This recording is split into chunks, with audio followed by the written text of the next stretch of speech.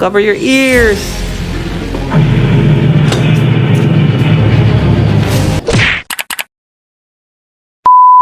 From our previous vlogs, we visited Fisherman's Wharf, had a walking tour around downtown Victoria, enjoyed the majestic scenery of Butchart Gardens, and experienced marine wildlife adventure.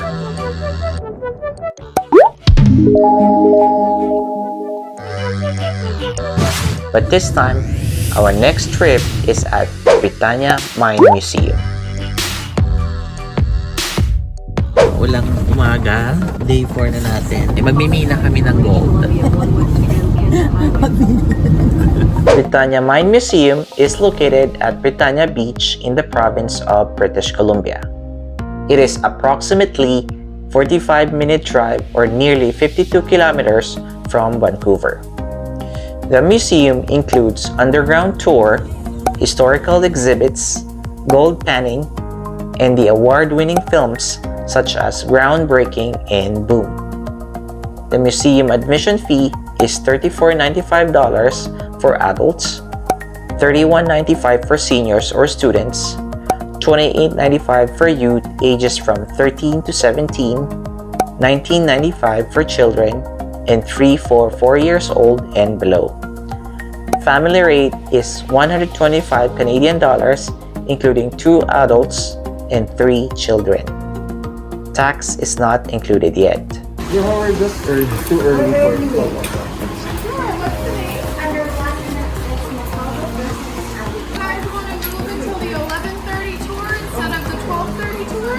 Sure. Wow. At least maaga. Okay, so these are stickers. They're gonna act like your tickets. You need to wear them somewhere visible on your person while you're on site. But most importantly, when you're up here at the train pavilion. If you cannot find a dry place to put it on your jacket, just keep it in your pocket and show it to them when you're up there. You guys will enter to the left there into the visitor center. We don't have time now to watch the movie, but you can certainly check it out afterwards. There is an exhibit that you can check out now. You'll exit doors here and you'll see the wooden boardwalk. The boardwalk will take you to all the different attractions on site, including the train pavilion. You need to start making your way up to the train pavilion no later than 11:10. After your cop request, you'll go and see Boom, and then once Boom is over, you'll have access to the whole lower half of the site for as much or as little time as you'd like. Please do not try to see Boom before you've gone underground. You will miss your train. Here is a map. Just follow the yellow dots at 11:10. It'll take you to where you need to go. So we need to be here at 11:10? You need to start walking up at that time to be at the train pavilion for 11:20. Oh, Okay. okay. Got it. Thank you. Pagkababa, start agad.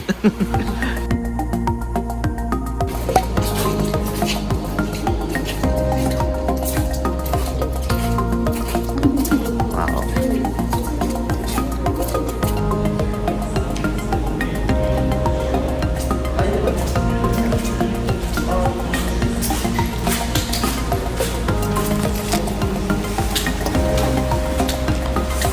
Whoa. That's a huge truck.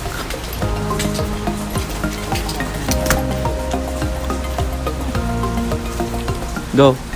Go, go, go, go, go, go, go, go. Ayan.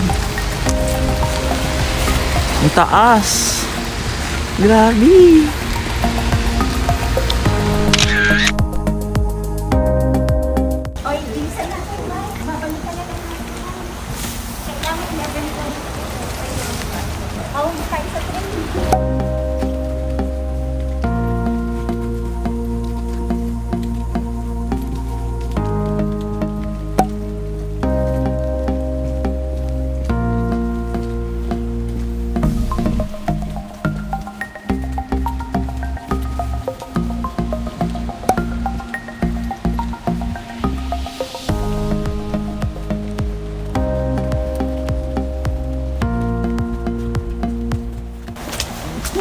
Saan na ba tayo papasok?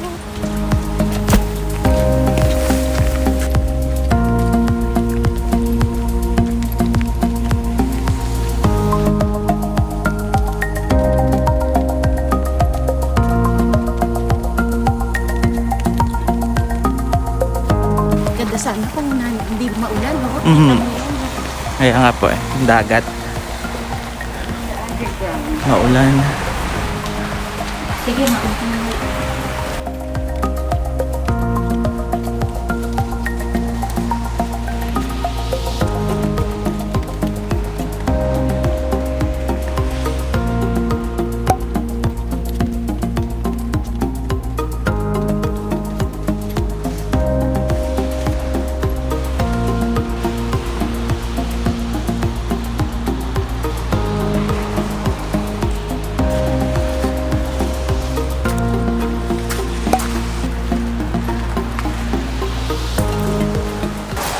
Yan, mga minero na kami ngayon.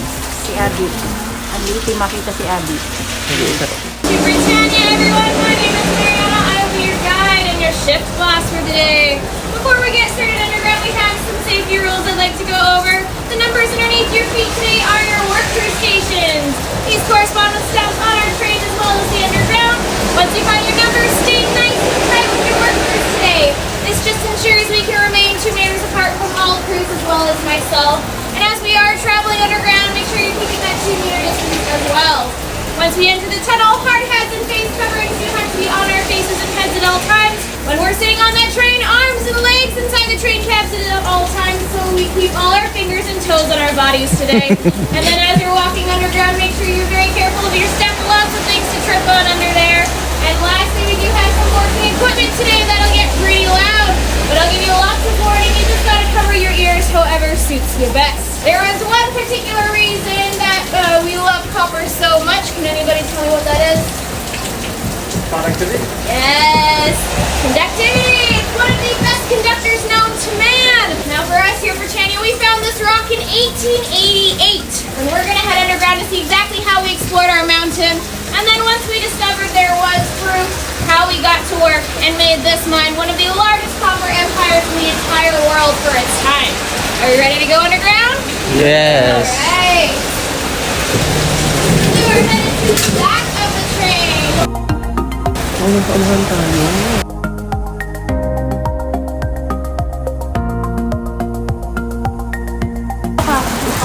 Mariana, to admissions, I am heading underground with 12. That number is 1, 2. Ang swerte pa natin. Nasa unahan pa. Makakabidyo ka. Bata-bata. Oh.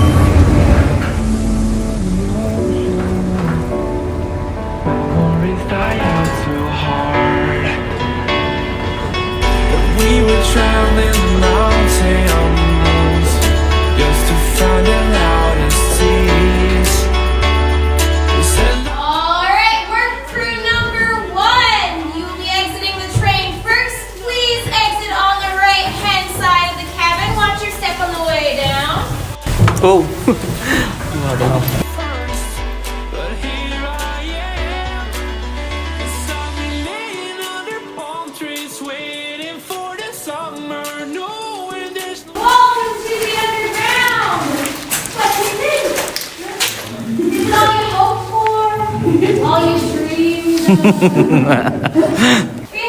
sledgehammer and a drill steel here. This drill steel goes right up against the side of the mountain, and then for hours every single day. And then a 3/4 turn. And then another 3/4 turn. You might have guessed it, another 3/4 turn. All day long. But that wasn't even the worst part about this drill. Because it was so powerful, when it crushed our rock, it crushed it into a fine dust, which filled the entire tunnel. Because our mountain is full of lots of minerals, not just that chalcopyrite, and one of these minerals is called silica. Today, silica is used to produce glass. So when we break it down into a dust, it's like breathing glass into our lungs. And does that sound healthy for us? Silicosis. Not really. Our miners got very sick.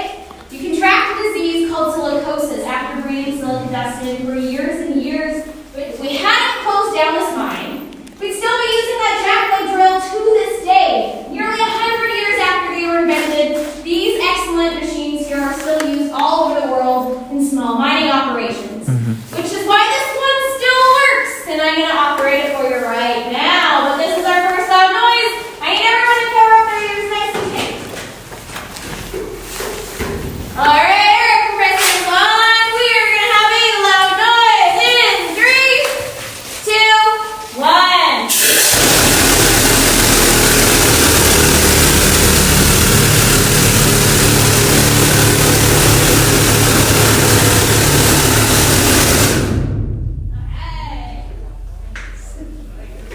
Ang lakas. So most likely, if you were a worker here, you left your career with significant hearing Deafness. damage, sometimes leaving completely deaf. A really big problem in mining, even to this day. We needed an X-ray machine for the mountain. When they discovered a good spot to start drilling, they draw a yellow line we call a miner's bullseye.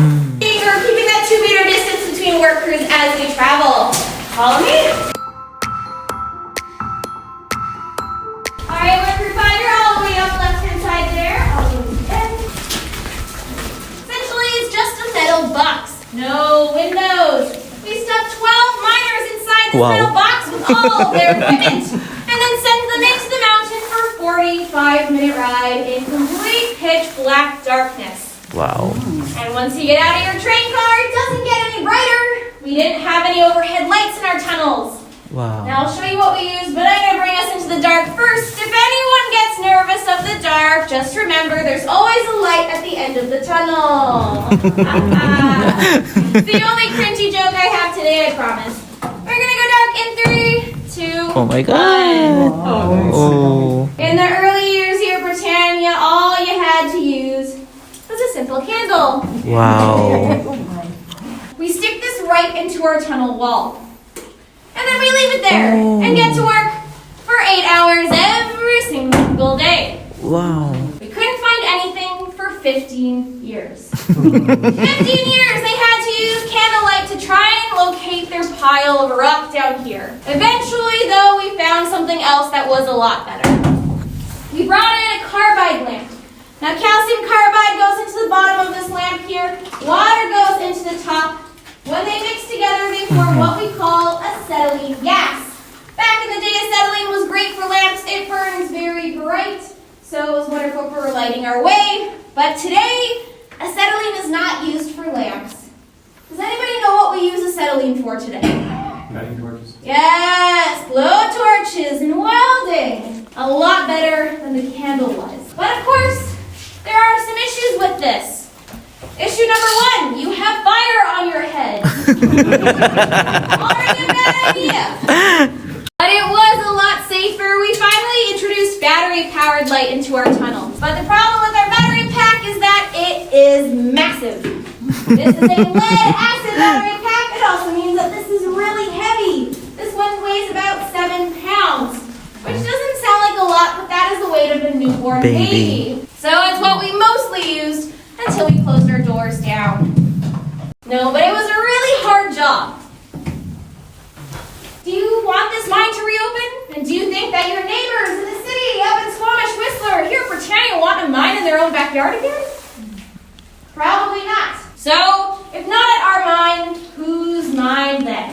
And then what do their environmental regulations look like? What do their safety protocols look like? It's a very tough question to ask, a very hard question to answer. So it's the question I will leave you all with to ponder for the rest of your day, and I'm sure will boggle your brains until you can't sleep at night. You're welcome!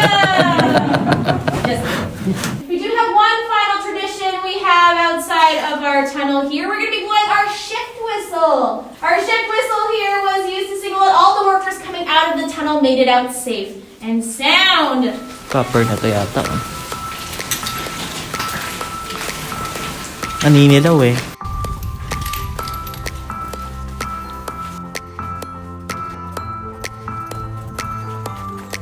Congratulations! You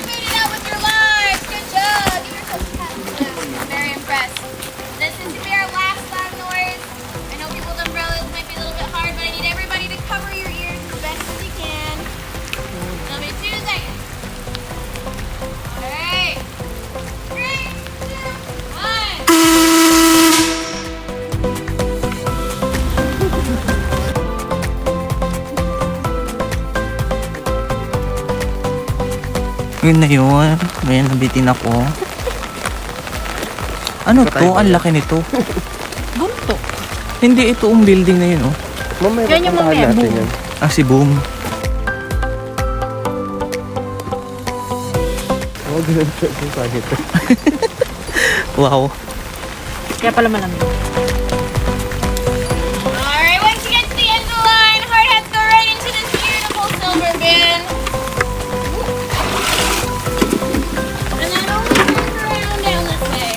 Hindi pa pala tapos. Now draw everybody's attention Tita up Fan. to Ay, sorry. the mountain. Yan. Up at the very top, you'll see our Ay, kunin mo nga. leading to our mill. That is the train that came from our main mine level. Mill number 2, right in front of us here.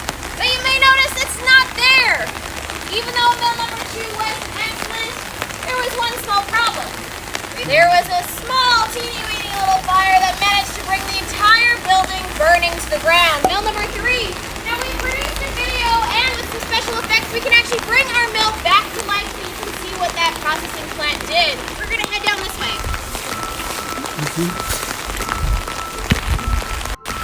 Dami, show pa. Okay din siya, no? Hindi na mag-explain to guys talaga. I want to thank you all for coming to Britannia on this beautiful BC day. I really appreciate you guys coming. It means a lot to have your support, and I wish you a lovely rest of your day wherever that may lead you. Have fun out there. Stay safe. Thank you. Thank you.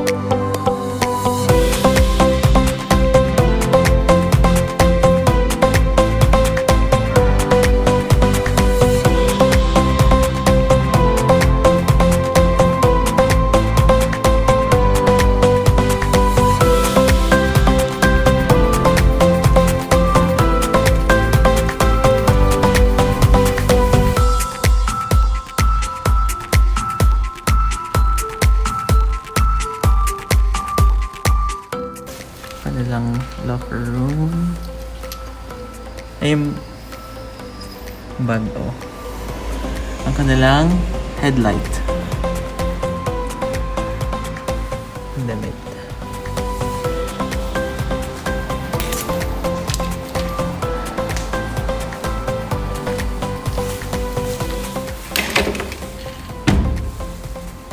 Oh my god, this is so heavy.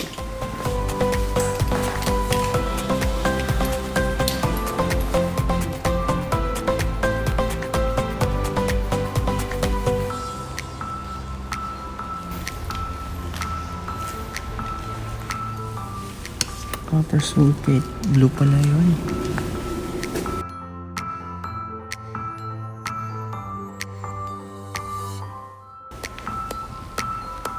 Ano siya? Siksikan sila, Yeah. grabe, oh. They would travel up to 45 minutes. Yeah, 12 ang kasya dito. Ito yung carriage niya.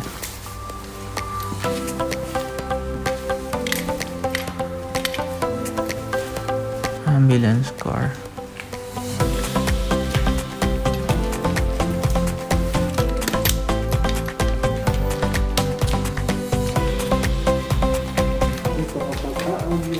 Ambulance car yan.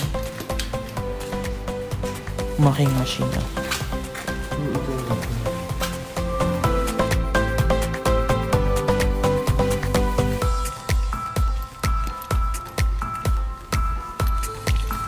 Plastic box. Cover your ears.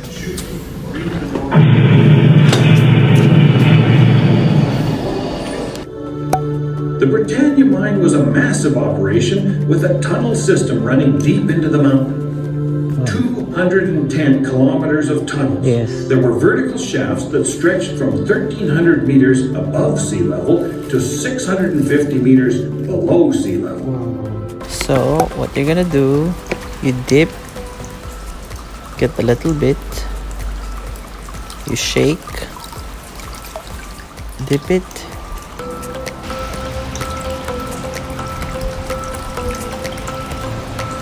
Tingnan natin. May mga silver.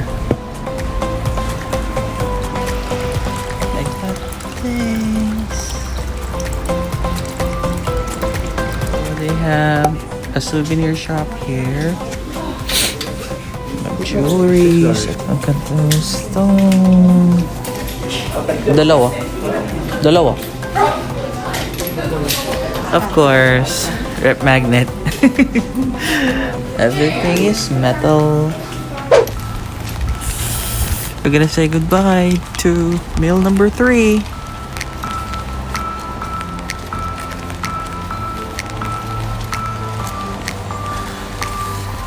You have seen the historical site of Britannia, and our next tour will be around the city of Vancouver. See you there! That's it for now. Please don't forget to subscribe on my YouTube channel, Trip ni Mike. Like this video by clicking the thumbs up down below and hit the notification bell for more updates. Follow nyo na rin po ako sa social media accounts like Twitter and Instagram at Trip ni Mike. Like my Facebook page, Trip ni Mike. Thank you for watching. See you again!